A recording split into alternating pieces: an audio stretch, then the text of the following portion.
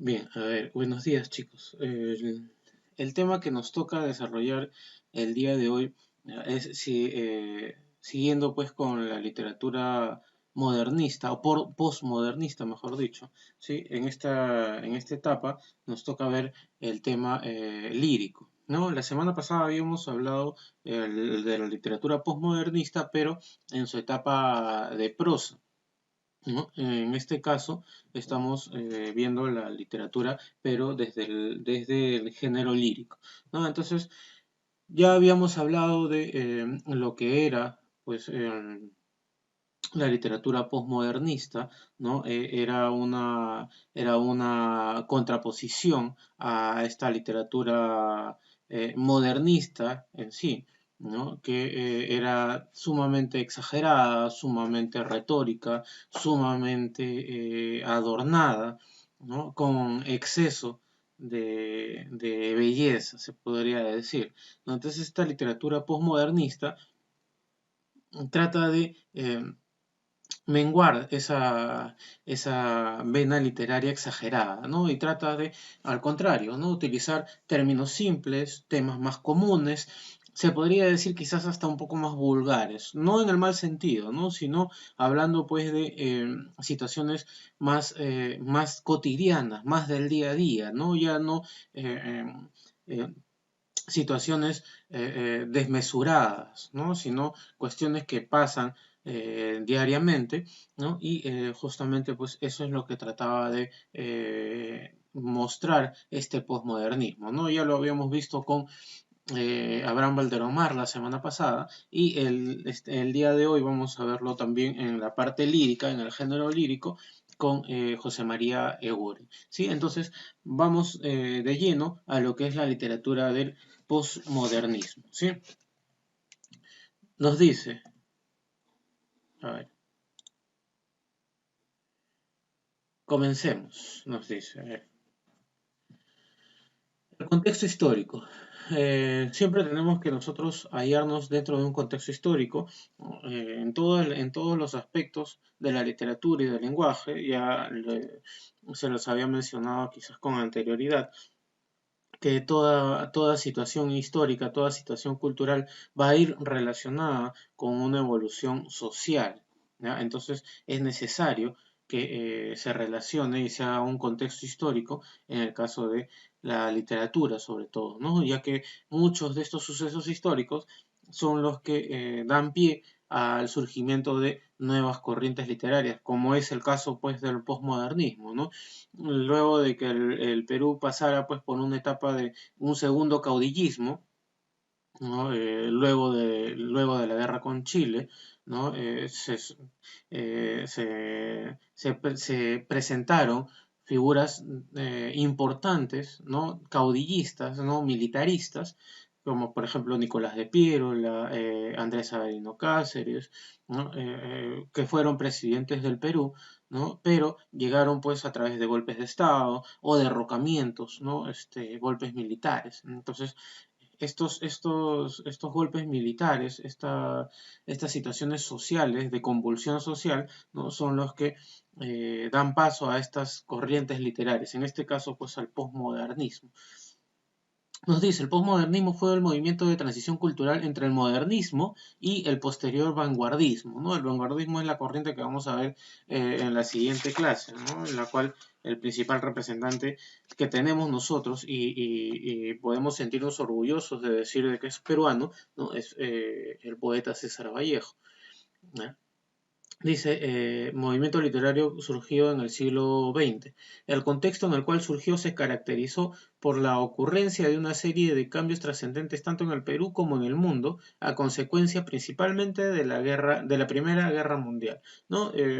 Esta etapa del posmodernismo se da durante y posteriormente a la Primera Guerra Mundial, ¿no? La Primera Guerra Mundial inicia en el año 1915 y tiene su final en el año 1919. Esta corriente literaria, ¿no? Surge o llega acá al Perú, ¿no? Y se instaura en el año 1911, ¿no? Y vive justamente esta etapa de guerra, ¿no? Guerra a nivel mundial y golpes de Estado también aquí en el Perú, ¿no?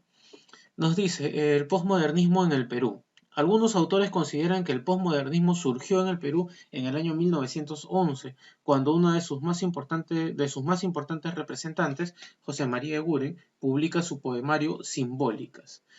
Otros, sin embargo, sostienen que este movimiento surge en 1916, justamente lo que les mencionaba, en pleno desarrollo de la Primera Guerra Mundial, con el movimiento literario denominado Colonia. Lo cierto es que el posmodernismo nació en contraposición al modernismo, del cual criticó su exotismo y su afán de perfección por el lenguaje, ¿no? Es justamente lo que les mencionaba hace unos momentos con respecto a la exageración literaria, ¿no? A la exageración retórica el modernismo, ¿no? El posmodernismo surge justamente en contraposición de ello, buscando ya temáticas más simples, no por ello dejando de ser literarias, ¿no? El simplismo no quiere decir de que no vaya a tener su contexto y connotación literaria, sino que quiere dejar de lado ya ese tipo de literatura exagerada, demasiado adornada, ¿no? Que llegaba a un punto en el cual ya era inclusive dificultoso para la comprensión misma, ¿no? Entonces, lo que busca esta corriente literaria es que más bien la literatura se acerque, ¿no? Se acerque al pueblo, se acerque a la gente. Tenemos entre las características, a ver, antes de pasar a las características, sí, tenemos pues que el posmodernismo, a ver, que el posmodernismo es una corriente literaria que asume la poesía de manera intimista. ¿A qué se refiere de manera intimista? O sea, de manera íntima, retraída, introvertida. En ella, la musicalidad, la belleza y el color no son rechazados, sino aceptados, pero de forma secundaria. Ojo, entonces, como les decía, ¿no? El posmodernismo está en contra de esa exageración, pero eso no quiere decir, y el hecho de que sea una literatura hasta cierto punto simple, no quiere decir que pierda su contexto y su connotación literaria. Va a seguir siendo, ¿no? Una demostración de los sentimientos, de las emociones vertidos tanto a la poesía como a la prosa, ¿no? Entonces, no pierde su esencia literaria, solamente que quiere dejar de lado esa redundancia, esa exageración, ese demasiado copamiento que existía en el modernismo, ¿no? Ahora sí, como principales características, nos dice, el posmodernismo fue una reacción conservadora opuesta a ciertas exageraciones del modernismo, que con su fantasía y su superficialidad se había alejado de los verdaderos intereses humanos. Dentro de las características más importantes destacan las siguientes, por ejemplo, el empleo de un lenguaje simple, ¿no? Una retórica simple y llana, que no es compleja, no es complicada, es decir, más sencillo, menos decorado, sin tanta grandilocuencia ni excesivo uso de los recursos literarios, ¿no? Que era la característica principal del modernismo. El desarrollo de temas reales, ¿no? Ya no temas abstractos, subjetivos, ¿no? Como por ejemplo al amor imperante, ¿no? Que atraviesa las barreras del tiempo, no, sino que hablaba pues de situaciones más reales, ¿no? Como les decía hace un momento, más cotidianas, más del día a día, ¿no? Dice, tiene que ver principalmente con hechos cotidianos, en los cuales pueden ser situados en un tiempo y espacio determinado. Es decir, se dejan atrás los lugares recónditos, fantásticos e inverosímiles del propio modernismo. A ver, el movimiento Colonia. La semana pasada habíamos hablado sobre Abraham Valderomar, ¿no? Un tipo sumamente excéntrico, ¿no? Un literato de gran importancia, pero que fue parte de este movimiento literario posmodernista y justamente la fundación de la revista o el movimiento Colónida, ¿no? fue el cimiento fundamental para el desarrollo de esta corriente literaria, ¿no? Por eso es que hay algunos que fundamentan que el posmodernismo se centra en Valderomar y otros fundamentan que el posmodernismo se centra en Eguren, ¿no? No podemos decir o no podemos contraponer al uno con el otro o contra el otro, ¿no? ¿Por qué? Porque cada uno desarrolló su literatura, pero de manera distinta. Para empezar, que lo hizo en distintos géneros literarios, ¿no? Valderomar lo hizo en prosa, ¿no? También desarrolló lírica, pero muy poca, ¿no? Su obra más importante fue en prosa, y Eguren desarrolló su literatura, pero en lírica. Hizo muy poca prosa, más bien, no casi ninguna. Entonces, son dos tipos de una misma corriente literaria, pero son dos tipos totalmente distintos, ¿no? O sea, desarrollan una literatura distinta, pero teniendo siempre la misma temática, que era ¿cuál? La simplicidad de su expresión y su lenguaje, ¿no? Ustedes lo han visto la semana pasada en, en El Caballero Carmelo. No es un cuento intrincado, no es un cuento complejo, ¿no? Con demasiada retórica compleja, ¿no? O complicada. Es un cuento sobre un gallo, ¿no? Que al final, pues, al final pelea, ¿no? Un gallo ya viejo, pelea y muere, ¿no? Siempre defendiendo, pues, esa honorabilidad, ¿no? Que es característica de los gallos, ¿no? Claro que le estamos otorgando un sentimiento y una emoción propia de los seres humanos, ¿no? Pero nosotros siempre hemos tenido eso en cuenta, ¿no? De estos animales, que son muy gallardos, son muy valientes, siempre van hacia adelante, siempre pelean, ¿no? Esa valentía es lo que hace resaltar en esa obra Valderomar, ¿no? Entonces, este movimiento colónida, fundado pues por Abraham Valderomar, algunos estudiosos de la literatura fundamentan o sustentan que este movimiento o esta revista colónida fue el centro fundamental de esta corriente literaria. Dice, Colonia fue el nombre de una revista literaria dirigida por Abraham Valderomar en 1916. Esta revista solamente publicó 4 números, o sea, no fue tampoco muy extensa. Su importancia radica en que sentó bases de la nueva estética política. Abraham Valderomar fue la persona que asumió el liderazgo del movimiento, tuvo uno de sus principales tuvo como principal objetivo fomentar una literatura eminentemente peruana, ¿no? Entonces, eso es lo que buscaba el movimiento Colonia. Colonia se caracterizó por su carácter contestatario e individualista, por oponerse a las normas literarias del modernismo, por criticar a los conservadores y por desdeñar los temas políticos, es decir, buscar la libertad a través de la palabra. A ver, chicos, antes de continuar, hay muchos errores ortográficos, lo siento, disculpen, ¿no? Lo que pasa pues es que he visto unas diapositivas que ya estaban preparadas, ¿no? Y bueno, lastimosamente hay muchas faltas ortográficas y de tildación, pero justamente estoy haciendo la salvedad para que ustedes lo tengan en cuenta, ¿sí? Sigamos. Los géneros literarios que se produjeron en el posmodernismo. Tenemos dos, la lírica y la narrativa, ¿no? Ya lo hemos mencionado anteriormente. En la lírica el principal representante fue José María Eguren y en la narrativa o la prosa fue Abraham Valderomar. Los principales representantes de este movimiento intentaron conservar la musicalidad propia del modernismo.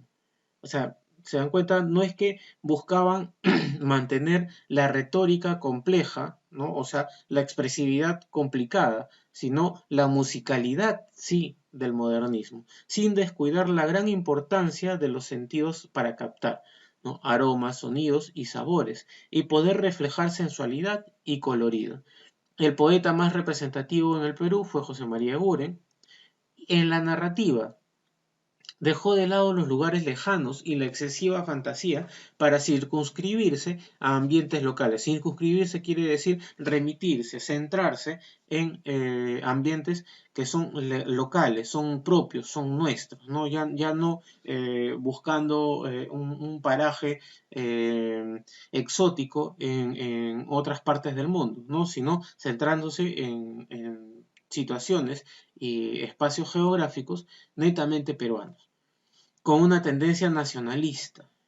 El mayor representante de este género fue nuestro compatriota Abraham Valderomar. A ver, los principales representantes del posmodernismo. Tenemos a Valderomar, tenemos a José María Eguren, tenemos a Víctor Andrés Belaunde, José Canseco, Percy Gibson, Federico Moore o Pablo Abril de Vivero, Luis Ángel Sánchez y por último José Carlos Mariátegui, ¿no? La semana pasada les había explicado pues quién era José Carlos Mariátegui, cuál fue su obra, ¿no? Por eso les mencionaba que Mariátegui buscaba esta temática pues nacionalista, ¿no? Defender los derechos y la imagen, ¿no? Realzar la imagen del provinciano, del indígena, ¿no? No solamente del indígena aquellas personas oriundas del Perú, sino aquel provinciano, ¿ya? Que puede ser migrante también de otros países, puede ser un mestizo, puede ser un criollo, pero viviendo en las provincias, ¿ya? Buscando pues criticar bastante ese centralismo limeño, ¿ya? Eso es lo que buscaba Mariátegui, ¿no? Con una prosa bastante sencilla, bastante ácida, bastante crítica. ¿Sí? Entonces, sigamos. Dice, los autores del posmodernismo. Tenemos entre los principales representantes peruanos, ¿no? Ya hemos dicho a José María Eguren en la lírica, a Abraham Valderomar en la narrativa o prosa. Y a nivel latinoamericano tenemos a Gabriela Mistral, que fue una poetisa chilena, ¿ya? No lo vamos a mencionar por ahora, ¿no? Ya más adelante lo veremos. A ver, ahora sí vamos a pasar a hablar pues de lleno de José María Eguren. A ver, ¿quién era José María Eguren? Nos dice, José María Eguren nació en Lima en 1872. Casi toda su vida transcurrió en el distrito limeño de Barranco desde muy joven se deleitó admirando la naturaleza, ¿no? Ustedes saben pues que Barranco está muy cerca al mar, está a 5 minutos, ¿no? de las playas de Barranco, ¿no? Entonces Eguren era muy adepto a recorrer pues el malecón, ¿no? Bajar bastante a observar el mar, ¿no? Era muy amante de la naturaleza. Trabajó durante largo tiempo como empleado público, pero su verdadera pasión fue el periodismo, la pintura, la fotografía y sobre todo la poesía. Es considerado como uno de los creadores poéticos peruanos más importantes del siglo XX. Algunos lo catalogan como un postmodernista, pero en realidad este poeta fue simbolista, ¿ya? Durante la etapa vanguardista existieron algunas subcorrientes, ¿no? El simbolismo, el cubismo, el expresionismo, ¿ya? Temas que por el momento no vamos a tratar mucho porque estamos viendo de manera bastante general, ¿no? Todas las corrientes literarias a través del tiempo, ¿no? Entonces vamos a centrarnos por el momento en esta corriente literaria, ¿no? Algunos consideran pues que José María Guren más que postmodernista era simbolista. Su producción literaria mantuvo sus poemas la preocupación por elegir la palabra adecuada y por y por emplear variadas imágenes sensoriales. ¿Qué quiere decir? Imágenes sensoriales. O sea que describía un paisaje en el cual al momento de leerlo, ¿no? La persona o el lector podía inclusive sentir esa imagen, ¿no? Por eso nos dice que buscaba reproducir imágenes sensoriales, o sea, despertar la sensibilidad, ¿no? Los sentidos de las personas a través de su poesía. características que son propias del modernismo. A pesar de ello, es considerado parte del posmodernismo. ¿Por qué? Porque José María Eguren no utiliza un lenguaje retórico disforzado, abultado, no complejo, demasiado adornado. Busca las palabras correctas, sí, ¿no? No le gustaba divagar, pero no utilizaba un lenguaje exagerado, excesivo, ¿no? Entonces, eh, es considerado no dentro del modernismo, sino más bien dentro del postmodernismo, por ser precursor de nuevas tendencias, así como por crear personajes y símbolos que manejó con magistral destreza. Perdón, así es un error garrafal. Como les vuelvo a decir, chicos, esta diapositiva no es mía, ¿no? Simplemente la tenía ahí y bueno, no me di cuenta y no corregí, situación que no va a volver a suceder. Prefiero mil veces desarrollar el tema del mismo compendio antes de cometer este tipo de errores, justamente por que no preví bien esta situación, ¿no? Hay errores garrafales, ortográficos muy graves, ¿no? Las disculpas del caso. Ahora, Simbólicas es el primer poemario, perdón, que publicó, en el cual se aprecia su gran musicalidad. Sin embargo, esta obra fue subestimada y desdeñada por la crítica de su tiempo. La canción de las figuras es otra obra de José María Eguren, en la cual se evidenciaría su dominio sobre el arte poético de la sugerencia, es decir, insinuaba sentimientos. Eso es lo que les mencionaba hace un momento, ¿no? A través de su poesía, ¿no? Hacía que el lector, pues, sintiera, ¿no?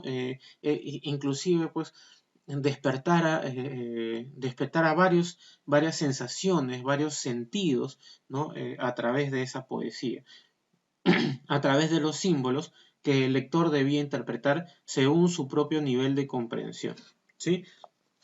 Entonces tenemos las características de la obra de José María Eguren, ¿ya? El intimismo puro, ¿no? O sea, era una poesía bastante íntima, bastante propia, ¿no? Bastante sentimental, bastante emotiva del autor. Su poesía era sugerente, ¿no? Como les había mencionado, sugería, era sugestiva.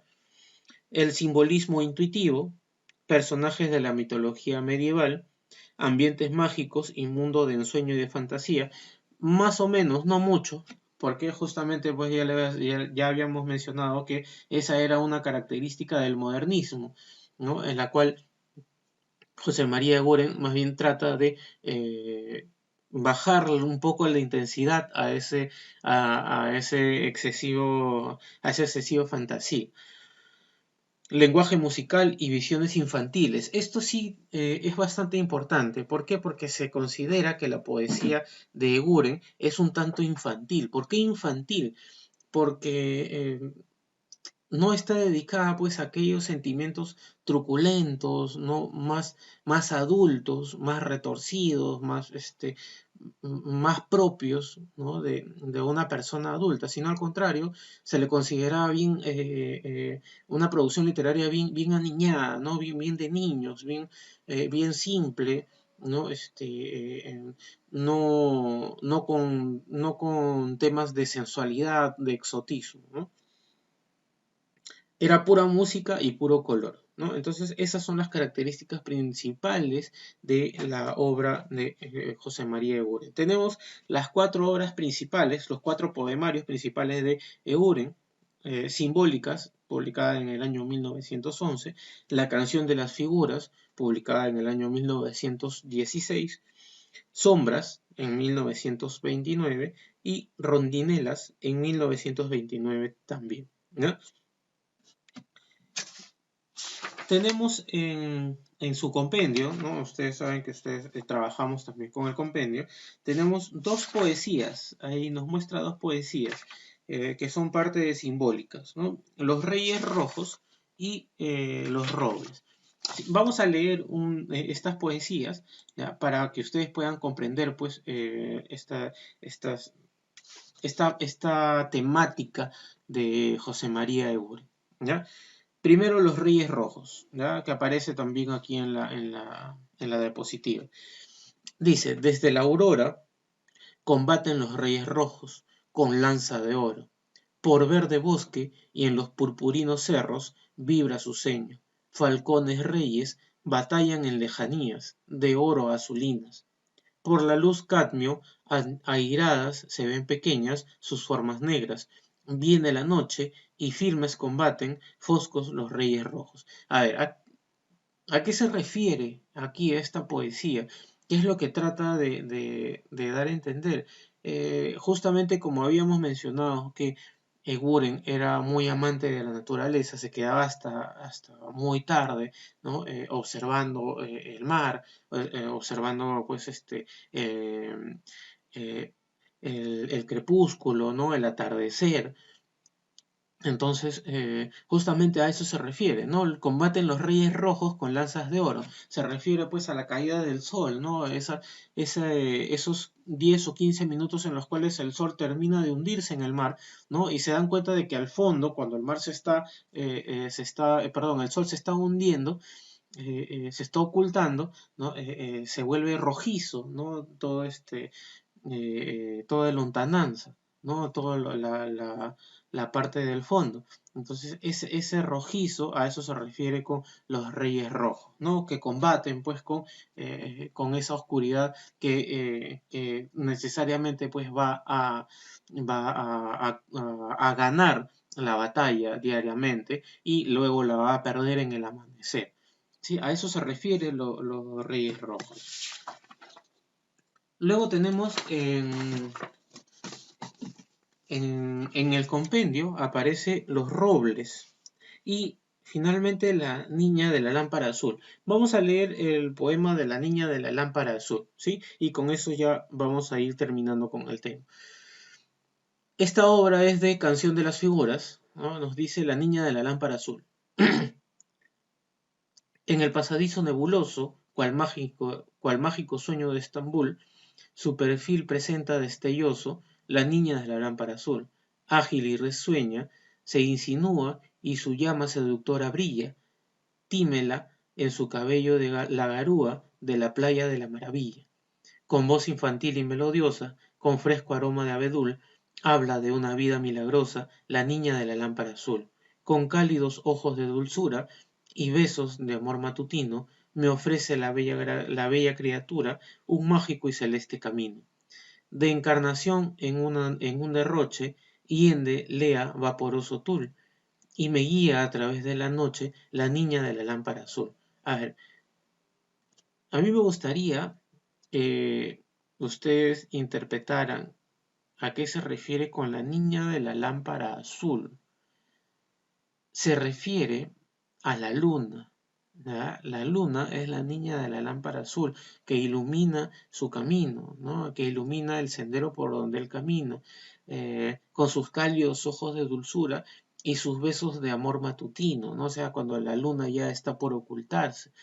Me ofrece la bella criatura un mágico y celeste camino. ¿Se dan cuenta? ¿No? Ya al momento ya de ocultarse, ¿no? Entonces se aclara, ¿no? Y la luna le muestra el camino. Entonces se dan cuenta cómo Eguren trata de figurar estos parajes naturales o estos paisajes, ¿no? Y transformarlos en poesía de manera que uno mismo puede pensar, puede imaginar a esa luna, ¿no? Por ejemplo, en este poema de la niña de la lámpara azul, se puede imaginar pues a esta luna guiándonos en el camino, ¿no? Entonces esa es la temática de la poesía de José María Eguren. Finalizando, pues chicos, a ver, nos quedan dos cuadritos y nos dice, recuerda, José María Eguren fue nombrado miembro de la Academia Peruana de la Lengua en el año 1941. Mariátegui decía que la poesía de Eguren era la prolongación de su infancia, ¿no? Por eso les mencionaba que la poesía de Eguren tenía un toque infantil. Por último, José María Eguren publicó sus primeros libros en Lima, Ilustrada y en Principios. Según él, su primera poesía simbólica fue Juan Volantín, publicada en 1899. ¿Ya? Entonces, chicos, eso sería todo por la clase de hoy. ¿Ya? Ustedes saben que deben desarrollar la práctica en clase, ¿no? Y la práctica en clase es para que se desarrolle en clase, ¿sí? Entonces, chicos, nos estamos viendo hasta la siguiente sesión.